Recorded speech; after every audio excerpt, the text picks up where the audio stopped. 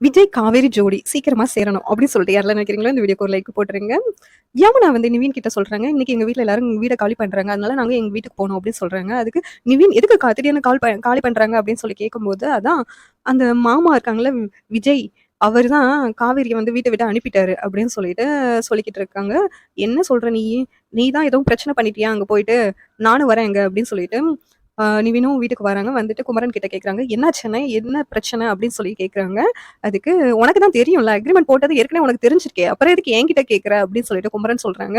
"ஆமாண்ணே, அக்ரீமெண்ட் போட்டது எனக்கு தெரியும். ஆரம்பத்துல வந்து பிடிக்காம விஜய் கூட 1 இயர் கழிச்சு அக்ரீமெண்ட் முடிஞ்ச உடனே உங்க காவேரி உங்ககிட்டயே வந்துருவா அப்படின்னு சொன்னாரு. ஆனா அடுத்து மனசு மாறிட்டாரு. அவரே வந்து என்கிட்ட நாங்க 2 பேரும் சேர்ந்து வாழணும். காவேரி என் பொண்டாட்டி அப்படின்னு சொல்லி உரிமையா என்கிட்ட வந்து பேசினாரு. அப்படி அன்னைக்கு கூட ஹாஸ்பிட்டல்ல கூட சொன்னார்ல. உன் முன்னாடி தானே சொன்னாரு.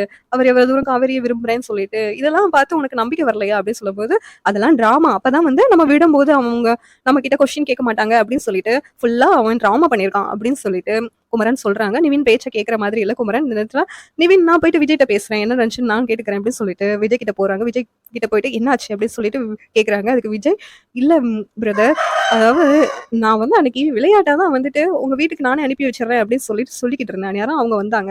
அவங்களுக்கு ஆல்ரெடி அக்ரிமெண்ட் பத்தி தெரிஞ்சதுனால, நான் அக்ரிமெண்ட் முடிஞ்சு தான் வீட்ட விட்டு அனுப்புறேன்னு தப்பா புரிஞ்சுக்கிட்டாங்க.